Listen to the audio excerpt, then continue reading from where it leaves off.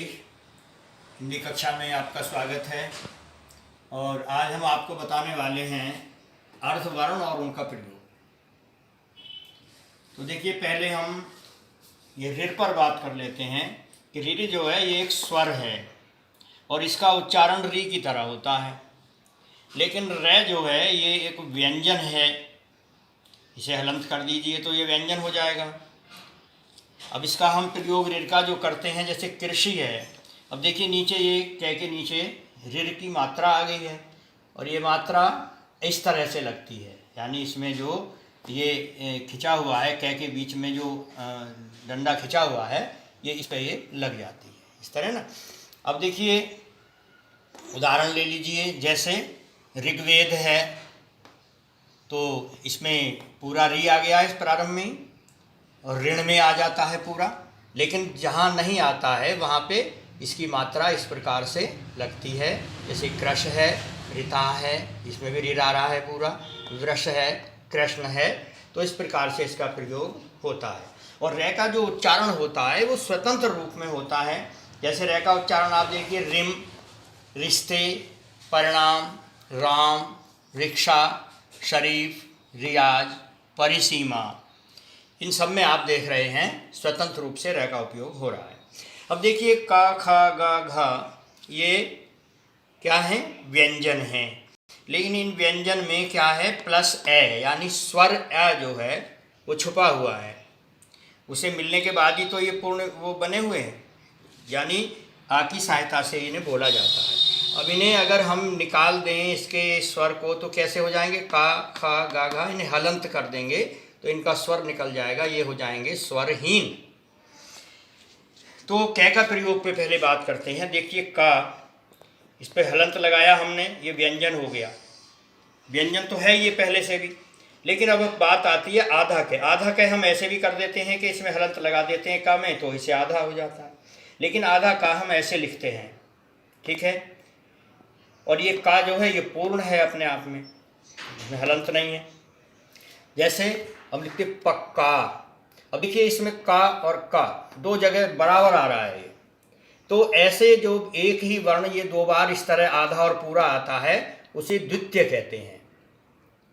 अब ये पंक्ति है, पंक्ति में आधा का और तय है, तो ऐसे जो आता है आधा कै के बाद कोई और वर्ण आ रहा हो या किसी आधे वर्ण के बाद कोई और वर्ण आ रहा हो, यानी डबल ना हो, तो उसे संयोग कहा जाता है। यानी द्वितीय कहते हैं अगर दो बार है, और एक बार है तो उसे संयोग कहते हैं।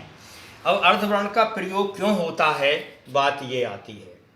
देखिए हमारी बहुत सारी भावनाएं होती हैं और उन बहुत सारी असीमित इच्छाओं को, भावनाओं को व्यक्त करने के लिए हमें भाषा में भी असीमित वर्णों की आवश्यकता होती है, भावना के अनुरूप वर्णों की आवश्यकता होती है।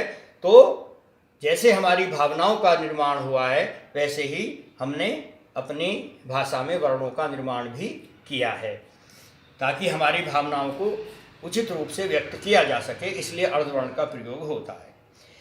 तो जैसे बा है, बचना, बचा, बच्चा, बचाना, एक ही वर्ण है। देखिए बचना छ आया इसमें, बचा, चा, बच्चा। अब देखिए चा, जैसे का दो बार आया था ऐसे ही चा भी दो बार आया है, तो ये भी यहाँ पे द्वितीय कहलाएगा अगर पूछा जाए तो। बचाना, तो हम फिर लौट कर कै पर आते हैं क्योंकि हमारी बात अभी पूरी नहीं हुई, ये तो केवल उदाहरण मात्र है। अब देखिए का हमने बोला तो हमें 2 सेकंड का समय लगा, मान लो, लेकिन जब हम आधा का बोलेंगे तो हमें 1 सेकंड का ही समय लगेगा। कत, कत बोलेंगे तो उसमें कम समय लगेगा, यानी लघु दीर्घ वाली बात आप समझ लीजिए। चच्चा, तो चाय बोलेंगे तो हमें आधा समय लगेगा। पंक्ति, लेकिन जब हम पंक्ति बोलेंगे तो का आधा होते हुए भी बहुत समय ले रहा है, पंक्ति, तो ये 3 सेकंड का समय ले जाएगा। तो धक्का, भक्त, तो भक्त में भी ऐसे ही देखिए कितना समय ले रहा है वो। अब आइए खा। खा देखिए ये इस तरह से ये खा लिखा जाता है, आधा ख ऐसे लिखते हैं और प्रयोग ऐसे करते हैं, ख्याति, विख्यात, देखिए अब इसमें ख 2 बार जो मैंने ये वैसे ही लिख दिया है ताकि आपको समझा सकूं, ये ऐसे कभी 2 बार आता नहीं है, ठीक है, ये ऐसे नहीं आता है। आधा का इसके साथ आता है, यानी स्वयं में ये 2 बार नहीं आता। जैसे आधा का और ख है, मक्खी हो गया ये। ऐसे गा को लीजिए, ये गा है, आधा ग ऐसे लिखते हैं तो दिग्गज, लुगदी, ये भी थोड़े थोड़े उदाहरण दूंगा, नहीं कोई वीडियो बहुत लंबी हो जाएगी। ऐसी घा देखिए, आधा घ ऐसे लिखते हैं, जैसे विघ्न, ये आधा घ आ गया है। च, आधा च ऐसे लिखते हैं, अच्छा। और देखिए छ जो होता है, छ, इसका कोई द्वितीय नहीं होता, ये कभी 2 बार नहीं आता है, ठीक है। तो ये बात आप ध्यान में रखेंगे। चलिए आगे बढ़ते हैं। चलो आगे देखते हैं। ज, देखिए ज, आधा ज ऐसे लिखते हैं, जैसे ज्योति, इज्जत। ट, आधा ट, अब ट में जो ये हलंत कर देते हैं, तो अब यहाँ देखिए हम आधा ट लिख रहे हैं, कट्टर लिखा हमने, ट और ट के नीचे ट। लेकिन इस तरह भी हम कट्टर लिख सकते हैं, तो इसमें थोड़ा ऊंचाई ज़्यादा हो जाती है, तो लोग ऐसा लिख देते हैं, ट को हलंत कर देते हैं, एक को डबल लिखते हैं, जैसे लट्ठा, पट्ठा, तो ऐसे लिख देते हैं। इसके बाद आइए ड, ड में देखिए, ड में भी ऐसे भी लिख देते हैं, गड्डी, और गड्डी ऐसे भी लिख देते हैं, लड्डू, ऐसे भी इसका प्रयोग कर देते हैं, डबल, एक को हलंत कर देते हैं। सिद्धा है, ढ में ये बुढ़ा, तो ढ हलंत हो गया, डबल आ गया। अणय है, आधा अणय ऐसे लिखते हैं आप, जैसे फिर पंडित, खंड, तो ऐसे आधा अणय आता है। ता, तय ऐसे आधा आता है, जैसे कुत्ता, आधा तय और तय पूरा है, कुत्ता, कुत्ता। अब देखिए कुत्ता ऐसे भी लिख देते हैं, कुत्ता ऐसे भी लिख देते हैं, लेकिन अब कुत्ता ऐसे भी लिख दें तो लिख तो सकते हैं नियमानुसार तो, लेकिन ये अच्छा नहीं लगेगा, तो ये सबसे अच्छा लगता है। फिर है ये, नहीं, थ, थ, आधा थ ऐसे बनाते हैं, जैसे पृथ्वी। फिर है ध, ध आधा ऐसे बनाते हैं, जैसे ध्यान, मध्य, ऐसे प्रयोग करते हैं। ना, ऐसे ना आधा बनाते हैं और उसका प्रयोग ऐसे करते हैं, जैसे पन्ना, नगरी। पा, पा आधा ऐसे लिखते हैं, प्यारा, पप्पू। फा, फा ऐसे आधा लिखते हैं, शिफ्ट, सॉफ्टवेयर में ऐसे प्रयोग करते हैं। भय ऐसे आधा लिखते हैं, सभ्य, ऐसे भय आधा आता है। ऐसे मैं आधा है, अम्मा, म्यान। यह आधा ऐसे है, तैयार, जैसे इसमें आ गया, इसमें क्या होगा, यहाँ लग जाएगा आधा, ये तैयार। रह, ये ऊपर चढ़ाते हैं इसे, मर्यादा, पर्दा, सर्दी, आप देखिए ऊपर चढ़ा हुआ है ये अपने से आगे वाले वर्ण पर। स ऐसे आधा लिखते हैं, स्थान, रस्सी। और बड़ा श ऐसे आधा श बनाते हैं, पश्चिम में जैसे इसका प्रयोग हुआ।